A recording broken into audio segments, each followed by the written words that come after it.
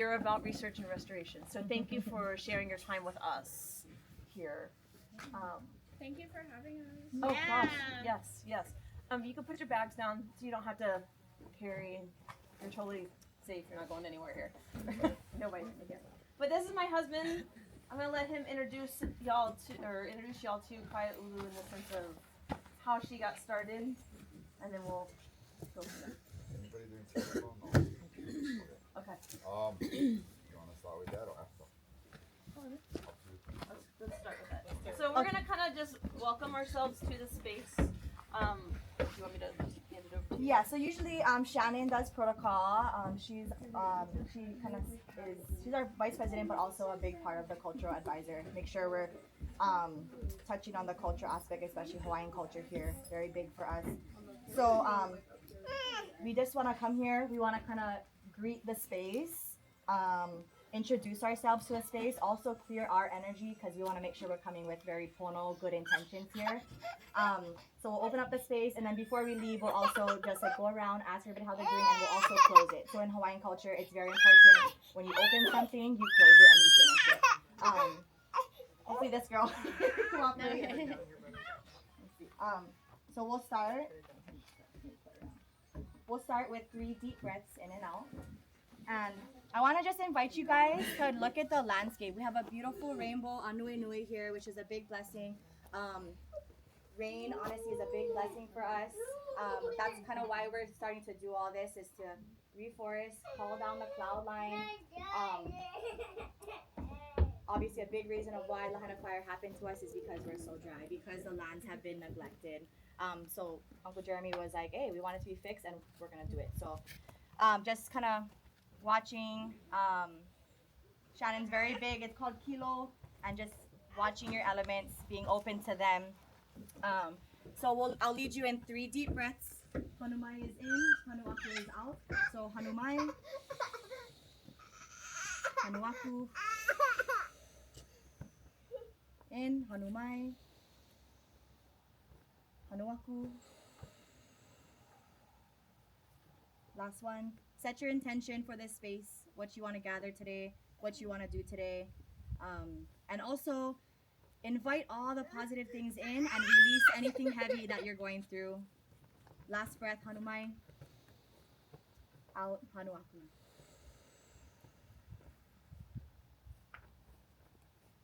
E ho mai ka ike mai luna mai e o na mea huna no e au o na mele e ho mai e ho mai e ho mai e ho mai ka ike mai luna mai e o na mea huna no e au o na mele e ho mai e ho mai e ho mai e ho mai ka ike mai luna mai e o na mea huna no e au o na mele e ho mai e ho mai e ho mai e.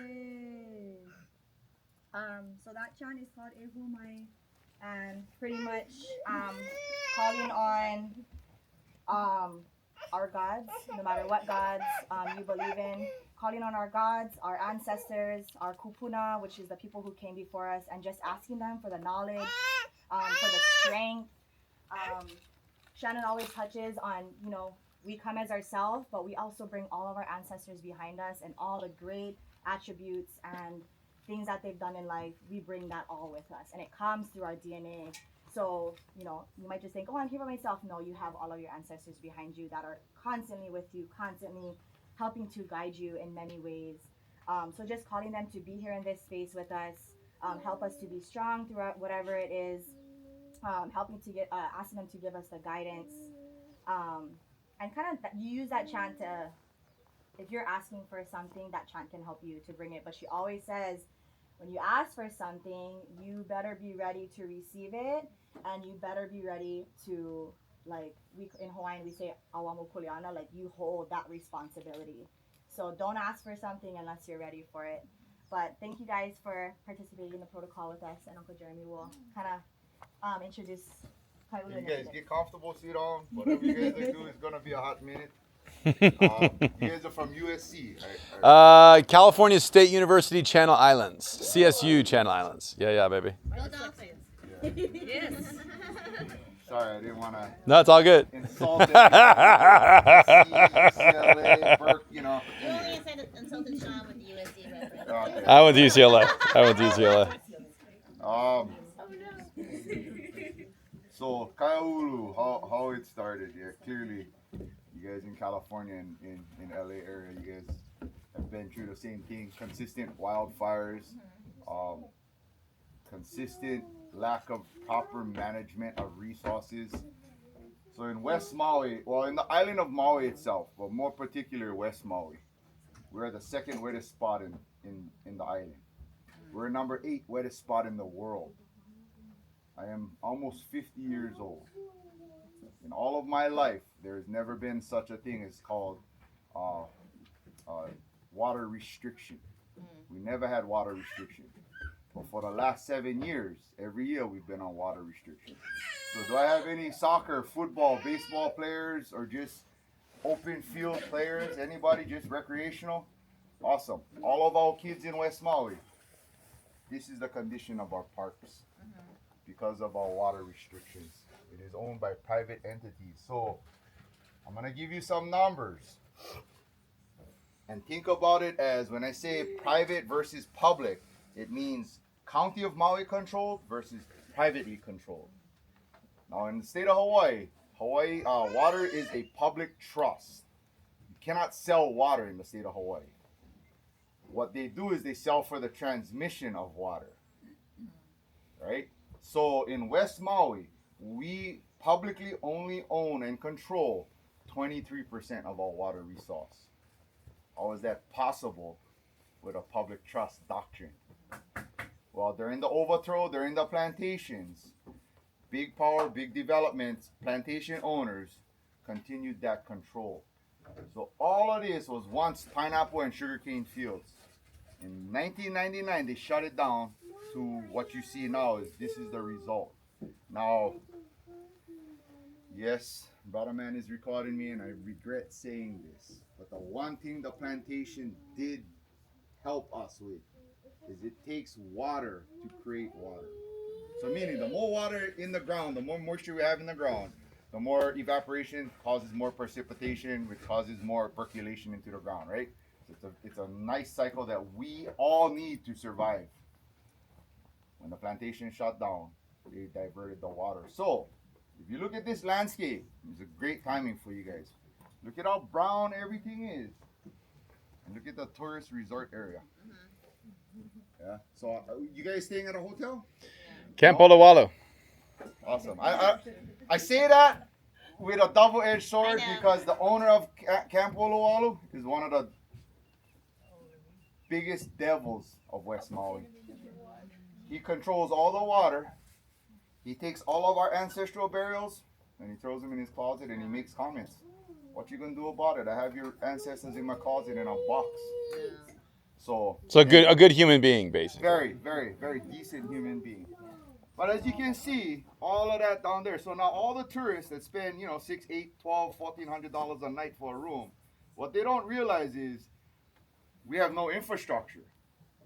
So the sewage treatment that handles the resort, you see the second building to the left on the end?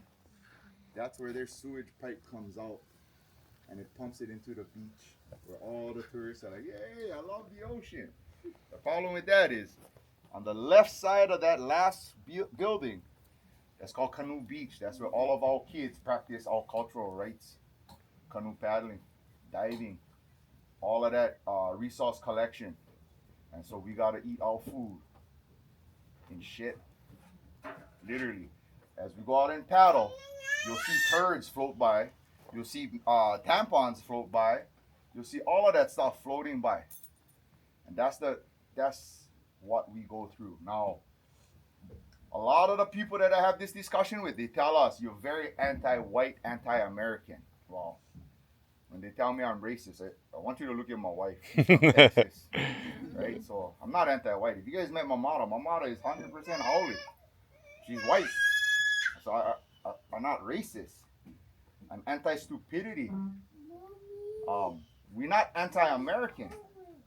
We're anti-oppression, we're anti-subjugation, and we're anti-colonization. Throughout the world, you look at indigenous peoples, we're all suffering the same fate because first world countries want to dictate and control resources. That's all it comes down to. Capitalistic greed. That's where we're at.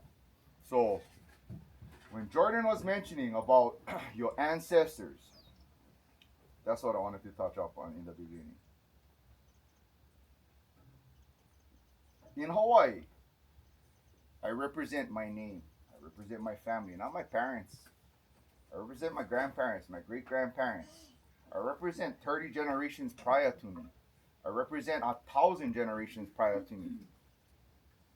Western civilization, who do they represent? And I'm not pointing fingers at anybody. I'm just saying, in general, they represent themselves for the here and the now. When I had the vision to start this, it was this sole purpose. I don't want any of you to go through this. If you guys lived on this island, I don't want anybody to lose their house on fire that could have been stopped. That was the whole reason. I grew up, every afternoon looked like this. Always had clouds up here in my childhood. We don't have that anymore. All of these plants you see here, I will never see the opportunity for me to harvest this Hawaiian koa tree and make a full-size canoe out of it. I will never have that opportunity. But Jordan's kids will. Your guys' kids and grandkids will.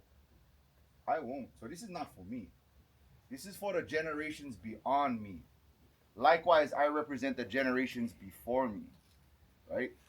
So if we can start encompassing that mindset, who do we represent? So I'm not saying we're going to clean up all this plantation plastic, but every day we pick up a little bit. Every day it gets less and less. That's all. We're not going to be superheroes overnight. And we're not going to be superheroes every day. Once in a while, we're going to falter. We're going to become the criminal element. But every day we do a little bit. Every other day we do a little bit. We make change, right? And that's where it happens. Every day we do a little bit. If you guys can picture this in your head, everything up here looked like that brush down there. And that's all invasive. Everything. Like we couldn't even drive on this road because it was all overgrown. And so every day a little bit we do more. Yeah? So that's where we're at. Getting into the politics of things, some political history. If you guys imagine this, are we the 50th state? Who agrees with me? Raise your hand. For real? You guys know the history of Hawaii? No, but you guys don't agree we're the 50th state. Come on, some of you guys are like, yeah, hell yeah, Hawaii's the 50th state. Come on, yeah, one. We have one hand. That's it. I'll do it. I'll do it. 1992, Bill Clinton signed Public Law 103-150. It's known as the Apology Bill. It is in Congress. 1992, I know, before some of you guys was born. Yeah. What happened was, Bill Clinton stated, yes, we illegally overthrew Hawaii and we currently occupy it. Congress went apeshit. Congress said, no, that's wrong. It will never happen. And then there's a few senators that came out and said, you know what? That's a resolution. Now, if you guys took political science or did well in your social studies classes, the difference between a resolution and a treaty, anybody? One, you have to abide by Gotta it. go back to class. When you have to abide by it. Well, it's just like, yeah. So a resolution can only be enforced within your own borders. A treaty can be enforced between the agreeing states, meaning Iran, Iraq, Japan, Jamaica, we all have treaties, right? And we all have to abide by it. Well, a resolution bears no teeth, is what the senator said. And all the Hawaiians was like, fuck yeah, you're right. You're 100% right. Everybody's like, whoa, what's going on here? If you guys Google search the annexation treaty, it was never ratified by Congress. they came up with was the New Lands Resolution, which again, through your classes, a resolution bears no teeth outside of its borders. So how the fuck are we the 50th state? We are in occupied territory. That's why if you look at a lot of politically active Hawaiians, they're pro-Palestine because Palestine is an occupied state. I'm not saying who to agree with, what to agree with. I'm just saying what is out there. When we invaded Kuwait, not we, when America invaded Kuwait, Saddam Hussein's last words, and you can look this up on Google. I think Honolulu Advertiser stated it, CNN stated it, and all these other news. Saddam Hussein was quoted, "I'll give back Kuwait when America gives back Hawaii." Every foreign power knows Hawaii is occupied. So therefore, let's fast forward to present day. How does that happen? And we suffer.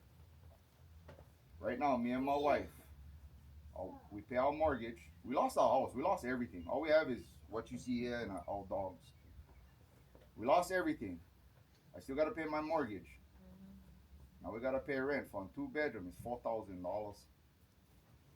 How the fuck we do that? Well, we have Jeff Bezos thinking he lives in South Maui, thinking he owns the ocean, which by law, Hawaiian law, you cannot own anything beyond the high tide mark into the ocean. And I think that's international law. But he uses our state Division of Land and Natural Resources enforcement agent as his personal security for that area. How does Oprah Winfrey own more acreage than any Hawaiian family? She owns 7,200 acres, I think, on Maui alone, and has done nothing for us. Nothing. How does Ellison own that island? But yet we starving and we dying of poverty because we don't have resources.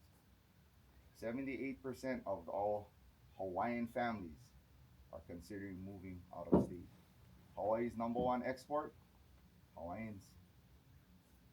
I don't know if that's by plan or what, but when we're talking about colonization, when we talk about capitalistic greed, this is the results. And so that's why we plant our feet in our ground.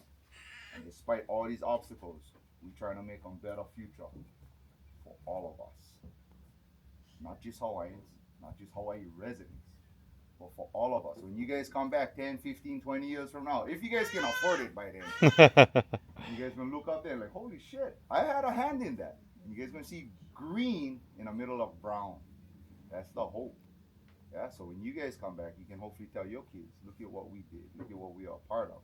And maybe when you guys go back to California or wherever you guys are from, maybe you guys start a nonprofit to better your environment in your community. Yeah, again, every day there's somebody kicking us down, but every day there's groups like you guys that come up and help us. So that's kind of where we're at. Questions, comments? No? Kaylee, is it Kaylee here? Yeah. She lives here actually, so I just want to make sure that. Right on, Kaylee. Where you from? Here. Yeah, you gotta deal with Jeff Bezos all day. Actually, he doesn't even drive. He has a helicopter that picks him up, takes him to the airport. The airport is literally 20 minutes away. Not even that far. Yeah. But he has a helicopter that. Anyway, I digress. We just picked her up on our way here. Just so you guys know, right behind of you guys, on the other side of this building, there's a road. There's a ditch. It's called Honokahau Ditch. So what the plantations did was every perennial river, meaning every river that flows mountain to the ocean, they diverted it, gathered all the water to flush it to that little crater right there. What that was for is they can water everything below us, right? Half a mile down the road, there's another ditch. It's called Waikuli. It goes that way. It's to water everything down there. When the plantation shut down, all of us were really excited. Like, we're going to get water back. We're going to get water in our streams again. That is not the case. 100% of the water then got diverted to the hotels, to the luxury, rich neighborhoods, private gated communities. We love the Hawaiian culture, but we hate Hawaiians. Keep out. Get the fuck out of our neighborhood. They built a affordable housing, not low income, affordable housing neighborhood right below that luxury development. And every day there were protests. Fuck you Hawaiians, get out. You niggers don't belong here. That's the verbiage they use. They moved here and started to use that verbiage on us.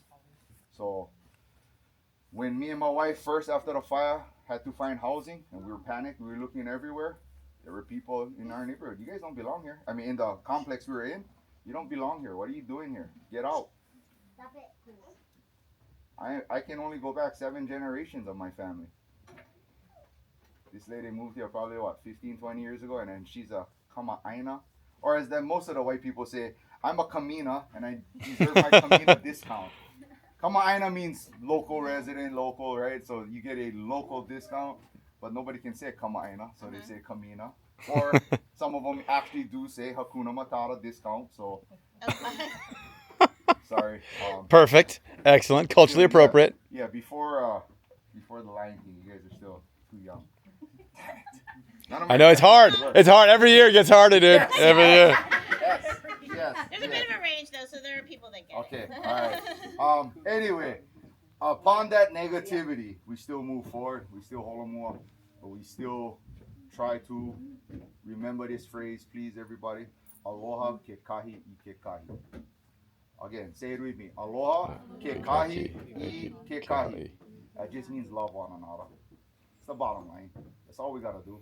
Yeah. You might not like that person. You don't have to interact. But we just gotta care for each other. Maybe push them to the side and go help everybody else. I'm just kidding. But with that stated, we are in debt to you guys. We are ecstatic that you guys are here, that you guys are spending your time with us. Time is the most precious commodity that we don't ever think about, right? Because we all have a finite amount of it. And that you guys are here is impressive, and we thank you for that. You sure? No comments, questions? I was gonna say, how long have you guys been restoring this? When did it We start? literally started the November 2023. So what is that? August, September, October. 3 months after the fire. So we just celebrated our 1 year. So we've been here for 14 months. 15 months. So yeah, Yeah. kind of impressive to a lot of people. Like, holy shit, you guys got all this done Join the fingerprint. in 14 months, in a year. Anyway, so some housekeeping. That tall structure is the tallest one right over here. It's our little outhouse. Yes, ladies, we can do our business in comfort. All it is that it's not flushable. It's a compost. There is a bag of wood chips, wood shavings. Do your business, and then just do a couple of scoops or a couple of handfuls and cover it, and then it eliminates the smell. You're perfectly fine. We'll clean up your business at the end of the day, so don't worry about any of that. Do not drink water out of these water totes. There's chicken poop in it. Don't wash your hands. On the side of this building, right on the left side, there is a faucet. It's the cleanest water we have. There's no chicken poop in it. Don't drink it. If you trying to get out of an exam, have your professor drink it. But don't drink that. Wash your hands. We don't have that many toilets where That water jug right there is fresh water, clean, drinkable water. There is drinks in that big white cooler. We do have first aid. Please, no open flames. If you guys are cigarette smokers, no smoking up here. No open flames. God forbid something does happen. Every one of the totes does have a fire extinguisher. We do have a water pump in case there is a fire. We have fire hoses and whatnot. What else? Housekeeping wise. We have some plant identification. We have some Hawaiian words and sayings up there. So if you guys want, there's our house rules up there. There's our fire evacuation plan. Last thing, our objectives for today. We're gonna not dig up, but we're gonna remove a bunch of these invasive roots that I pulled up as a group. So each one of our group members will split you up. We'll take groups, and that is our objective for like the first 40 minutes. Once we're done with that, we're gonna regroup, take a water break. Then we're gonna go out and we're gonna make water wells around our plants, just so that they hold the water. And then the last thing, come back, regroup, and then the last thing is we're gonna water. That's all we're gonna do. They're gonna lead you with this. I'm gonna be fixing and maintaining some totes. But if anytime you guys feel lightheaded, You guys are lucky today. You guys got clouds. It's So really nice. yeah. If you guys get lightheaded, you're tired, whatever, please come up, take a break, drink some water, hydrate. Don't overexert yourself. The one issue that we do have. So these are the roots that we pulled out. They're huge. They're everywhere. But they stick up like that high out of the ground. There's still a bunch of them left, so it's a very big tripping hazard. If you step on it, it just rolls your ankle. So just be aware when you're walking. But again, these, did you show them? What are the species? What's the species? This is, I don't know what the scientific name, but this is Kaiaulu. Oh, okay. So- Okay. Yeah. Yeah, it's all around where you guys are camping. Yeah. So this is Hawaiian koa, and the reason why they call it Kaiaulu koa is all the leaves look like this. They don't sickle, and they don't grow into this sickle shape. They just stay like this. So long ago they brought it in, and it was like, oh yeah, koa. No, it's not koa. The white man brought it in, so we'll call it Kaiaulu koa. That's really how it evolved. But it spreads so fast, and that's why you see it everywhere. I mean, it's literally everywhere. There is a tap root, so these roots will extend 15, 20, sometimes 30 feet into the ground and horizontally. So it is very bad, very hard to get out.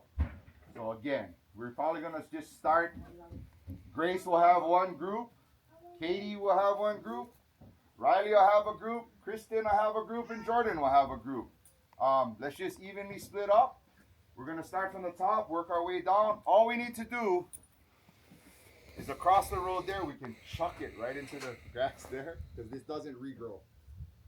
You can chuck it on that side, or if you're closer, chuck it across the road, or below that white fence across the road down there. I don't want you guys walking 5 miles just to throw away a bunch of dirty ass roots, so just do your best. Anything else, ladies? That's a good start. Yeah. I am happy, ecstatic. 1, 2, 3, 4, 5. There's testosterone here. Yeah. Typically, I'm the only guy here. So, gentlemen, the opportunity is high. I'm just You've been training for this, don't worry. you're in college. Come on.